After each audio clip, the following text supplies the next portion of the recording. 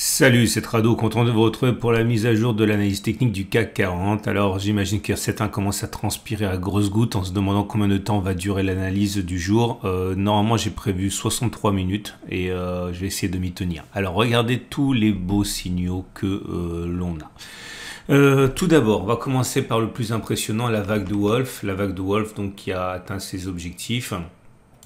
Ici, vous voyez 1, 2, 3, 4, 5. Pour invalider la vague de Wolf, il fallait clôturer significativement au-dessus du point 5. On voit qu'on est allé au-dessus, mais on n'a pas clôturé, et encore moins clôturé significativement. L'objectif, c'est d'aller chercher le point 4. OK. Et ensuite, si on a de la chance d'aller chercher le point 6, on a cherché le point 6. Et j'avais expliqué en son temps que l'avantage de cette méthode, c'est pas tellement le taux de succès qui est assez faible, mais surtout le ratio gain-risque. Parce qu'à partir du moment où la vague de Wolf a été activée, c'était ici, vous voyez, lorsque on a réintégré le point 1, l'oblique ici mais vers le bas, ça vous donnait un potentiel objectif pour le point 4 de 3,4, enfin non que je dis n'importe quoi, 4,5 de ratio gain-risque, et si vous étiez encore plus patient et que vous attendiez un point en contact avec le point 6, ça vous donnait un ratio gain-risque ici de plus de 4, hein, donc voire quasiment 5 en fait. Hein. Bon, et à partir de là, c'est quelque chose qui était assez intéressant et que je pense que vous devriez utiliser si vous avez été séduit par la vague de Wolf. Donc maintenant, je vais pouvoir me débarrasser de tout ça. Alors une fois qu'on touche l'objectif, ça ne veut pas dire que l'on monte, hein. Ça veut simplement dire que voilà, on a atteint l'objectif. Généralement, on latéralise et je ne sais pas ce qui se passe après. Deuxième chose, vous avez aussi l'efficacité. J'en parle parce que c'est important quand même de voir ce qui fonctionne et ce qui fonctionne pas. Là, le Turtle Soup a très bien fonctionné aussi, hein, plus haut de 20 bougies, mais clôture en dessous du plus haut de 20 bougies. Bref, regardez les vidéos précédentes, je ne peux pas tout réexpliquer, sinon ça va être trop long, donc là aussi ça a fonctionné. Là, l'étoile du soir ici a très bien fonctionné aussi, et au niveau des éléments techniques, je vous avais montré qu'on avait au niveau du MACD un non-croisement baissier, qui était de très belles factures. On en a parlé en son temps ici, on avait testé, on savait que ça marchait bien. Bon bref, ce que j'essaie de vous dire surtout maintenant, c'est que vous voyez que tous les signaux baissiers ont fonctionné.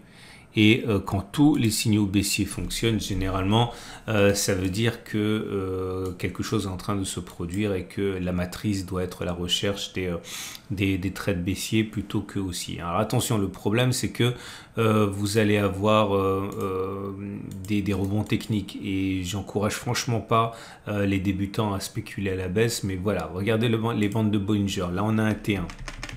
C'est-à-dire une première clôture en dessous de la Bollinger inférieure. Il faut savoir que normalement, lorsqu'on a une première clôture en dessous de la bande de Bollinger inférieure, on a plus de chances d'en avoir une deuxième, voire davantage encore, que l'inverse. Là, il y avait une première clôture en dessous des bandes de Bollinger, il y en a eu deux derrière. Ok, là ça n'a pas fonctionné. Clôture en dessous de la. Non, je raconte des bêtises, c'était la même, c'était 4 clôtures derrière. Là encore, clôture en dessous des bandes de Bollinger, et puis il y en a eu d'autres derrière. Voilà. Mais ça fonctionne pas à tous les coups. Commencez pas à miser la cabane du chien sur ça. Hein. Je suis simplement en train de vous dire que on risque de rebondir, mais que ce rebond risque de mourir avant de repasser au-dessus de la Bollinger inférieure. Hein. Autre chose également qui pourrait vous intéresser, on avait le 3-line break. Je suis désolé, c'est un peu décousu parce que j'essaie de faire vite pour parler de plein de choses, mais le 3-line break, on avait dit qu'on avait plus de chances d'avoir un deuxième bloc rouge une fois qu'on avait fait un plutôt qu'un bloc vert. Bon, ça c'est fait aussi. On avait vu également au niveau des bougies Aiki Nashi qu'on avait une bougie qui était baissière parce que c'était une bougie sans mèche haute avec une mèche basse. Bon ben voilà, et la continuation de la baisse aussi. On a d'autres éléments très importants. Je ne vais pas tout dire aujourd'hui, sinon ça va être trop long et puis j'ai autre chose à vous dire. On a le SAR, on savait que, enfin c'est le super trend qui a cassé aujourd'hui, regardez ça. Le super trend il a cassé et quand ça casse, généralement ça casse pas pour rien. Il est beaucoup plus plausible que l'on inscrive des plus bas par rapport au niveau de cassure, regardez ici. Plutôt que l'on recasse le SAR à la hausse avant. Et là on a cassé, je parle du super trend. Donc, regardez ce qu'on a fait quand on a cassé le super trend là. Ou ce qu'on a fait lorsqu'on a cassé le super trend là, il y a eu au moins une clôture en dessous. Donc voilà, ça aussi, ça veut dire qu'on peut avoir un rebond technique. Mais si on devait avoir un rebond technique, il faut se préparer à ça derrière. Okay, donc ça, c'est également fait. Je ne backteste pas aujourd'hui, j'ai trop de choses à vous expliquer. Et PRT Band. PRT Band, ça c'est vraiment un indicateur que j'aime bien. Vous ne le retrouvez que sur PRT. Hein. Et lorsqu'il casse, alors c'est toujours pareil, hein, et j'insiste, à la baisse, ça ne fonctionne pas aussi bien qu'à la hausse. Il demeure que quand ça casse, comme ça a été le cas ici, il est rare qu'on n'aille pas plus bas. Alors, je vous montre un autre exemple. Ici, ça a cassé, les PRT bands ont cassé, ça a été la grande attaque qu'on a eu derrière, là aussi. Okay. Là aussi, bon, plus modéré. Mais là, le fait que les PRT bands cassent à la baisse, on peut tourner ça dans tous les sens, hein, mais c'est pas une bonne nouvelle. Hein.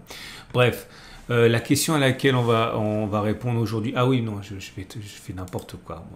Faut que je prenne les choses méthodiquement, sinon je vais oublier les choses.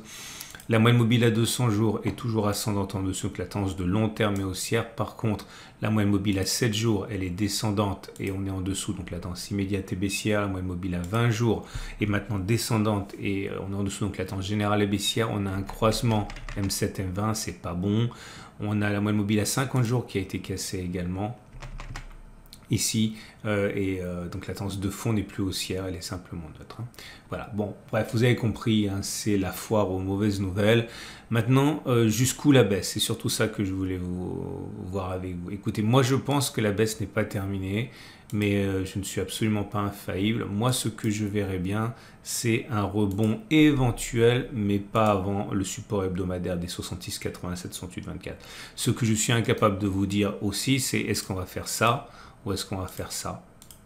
Ok, je ne peux pas le savoir. Mais ce qui est certain, c'est que si je n'étais pas déjà engagé en trade baissier, j'attendrai un rebond éventuel pour une nouvelle attaque baissière.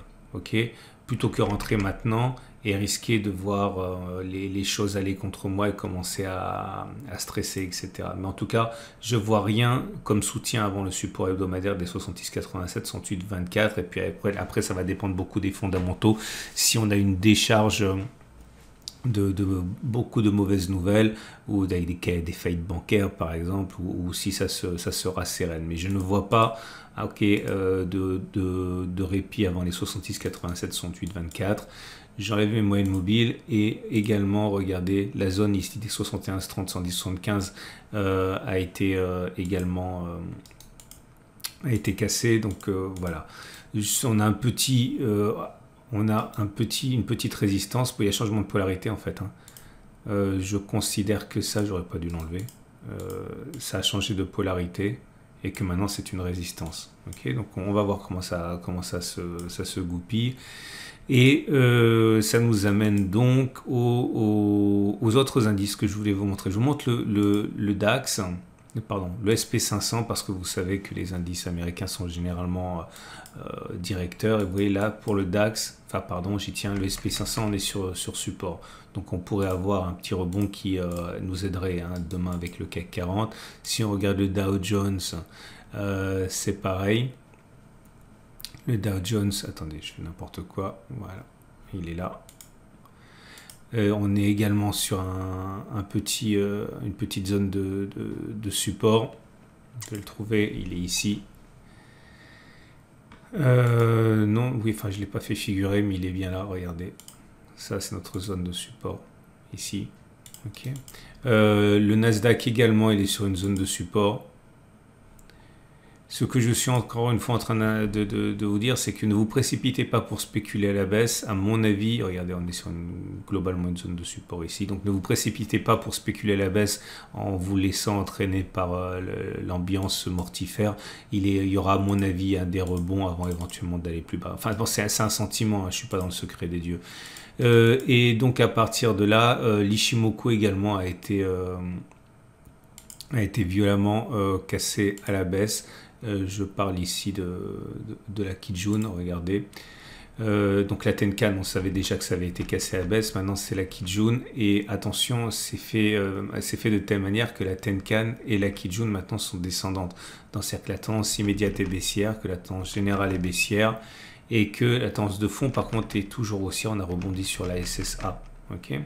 Donc pour l'instant, et si on oublie complètement les éléments purement fondamentaux, on est toujours dans un schéma, que l'on regarde le nuage Ishimoku, que l'on regarde la moyenne mobile à 200 jours, on est toujours dans un schéma où il faut attendre que ça baisse pour acheter et éventuellement viser des plus hauts. Ok, alors je sais que si les choses vont de mal en pis, on aura du mal à le faire, et moi le premier, mais normalement, étant donné que la tendance de long terme est haussière, c'est comme ça qu'il faudrait voir les choses. Regardez, je mets les données hebdomadaires ici, et je parle en connaissance de cause, hein. Je sais très bien ce qu'on dit des fondamentaux actuellement qui sont soudainement dégradés, mais quand on regarde encore une fois les, euh, les unités longues, c'est pas baissier pour l'instant, hein. Éventuellement, on peut dire que c'est neutre. Ok, mais c'est pas baissier, hein. Je vais donc terminer avec les trades du jour. Mais avant les trades du jour, vous savez très bien que je suis un fan de l'or et regardez ce qu'a fait l'or aujourd'hui. Que ce soit, bon, moi je regarde surtout l'or en euros parce que vous vivez bien en Europe et donc il faut regarder ce que fait votre pouvoir d'achat une fois que vous avez décidé d'investir votre monnaie en euros et en or, et bon, vous investissez des euros, pas des dollars. Mais ce qui est assez intéressant, c'est la belle réaction donc, hein, de l'or depuis 2 séances. Regardez, ok, on revient sur les plus hauts. Et ça c'est magnifique, enfin les plus hauts de janvier. Et c'est également pareil pour l'argent. Et si j'en parle, c'est parce que vous le savez, hein, j'ai un partenaire qui pourrait éventuellement vous intéresser. C'est encore plus visible avec l'euro qui a bondi de 5% aujourd'hui. Et regardez. Donc si vous voulez éventuellement aujourd'hui, c'était donc 5,2%. Et ah oui, pardon, et j'oublie, il ne faut pas que j'oublie non plus parce que les choses vont tellement mal, on dirait que les gens recommencent à faire confiance à Bitcoin. Alors c'est pas aussi simple que ça, il y a aussi l'histoire du PEG et des craintes de dépeg. Enfin bon bref, c'est un peu compliqué, mais même Bitcoin recommence à gonfler. Tout ça pour dire que si vous voulez investir en or, eh bien forcément moi je vous propose mes partenaires.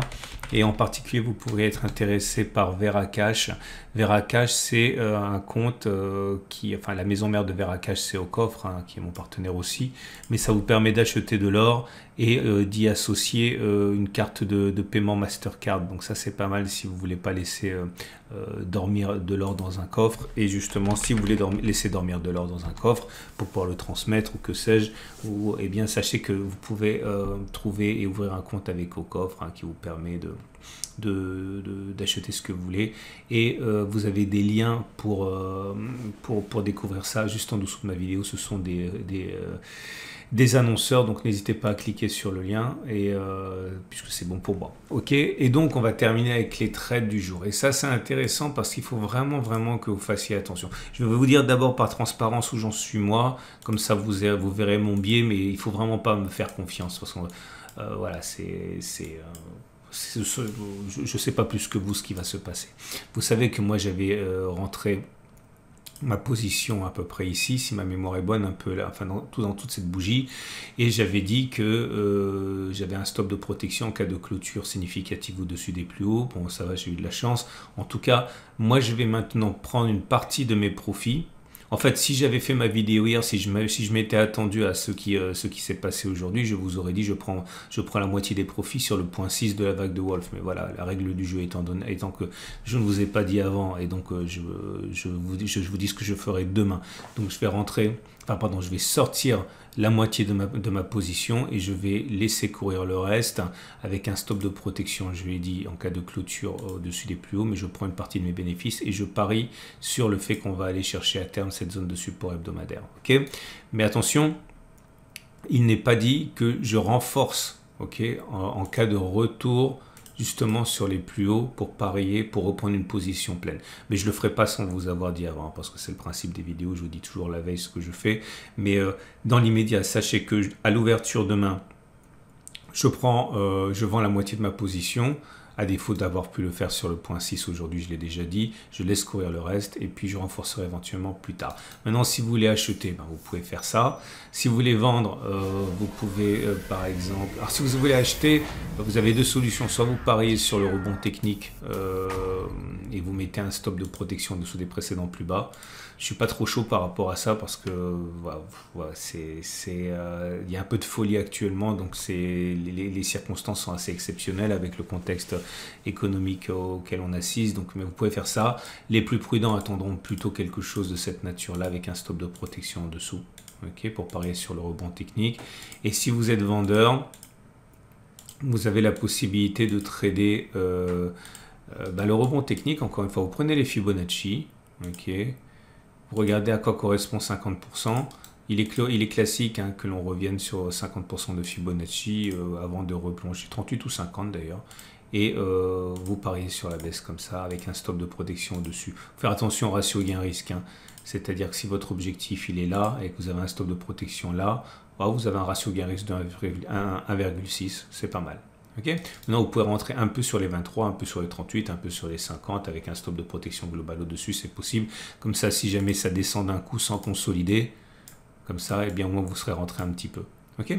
Voilà, c'est une excellente journée. Si vous vous intéressez alors, si vous vous inquiétez de votre argent dans le système bancaire et que vous voulez avoir de l'or hors système bancaire, puisque aussi bien au coffre que Veracash sont débancarisés, hein, eh bien vous pouvez utiliser le lien pour acquérir, pour avoir plus d'informations. C'est une excellente journée et je vous dis à demain pour la mise à jour.